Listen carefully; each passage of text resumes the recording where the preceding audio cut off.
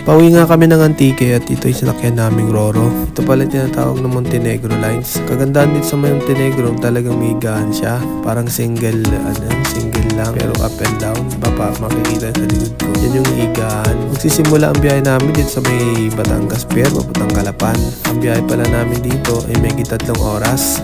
Pero kung kagandahan ng panahon, minsan hindi umaabot. Matakbo lang minsan ng 2 oras. Kagandahan dito sa kagandahan sa biyahe namin pag buwan ay tahimik ang dagat. Simula ng buwan ng Marso hanggang Mayo. Maganda bumiyahe pag ganung buwan. Dito nga pumaba na ako rito at titingnan namin ang aming higa at pagpahinga. Kasi nga may kasama kaming baby. Nalabanan namin ang baby namin ng 2 buwan pa lamang. Roro pa lang napili namin sakyan kasi nga bawal pa yung baby doon sa aeroplano. Madamage yung herring head niya. Yun yung sabi. Ito at magkakape muna kami. Go!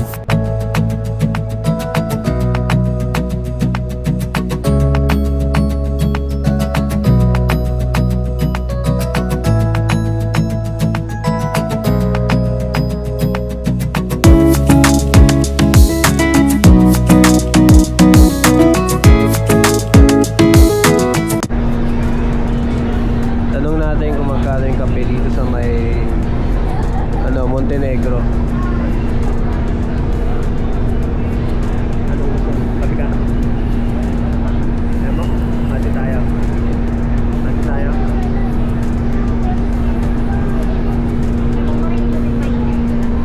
Meron yan.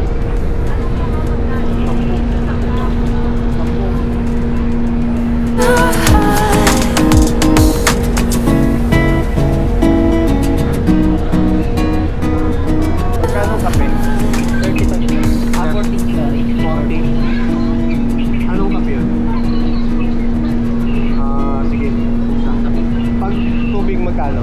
Mainit. Pang noodles. Cup noodles. 10.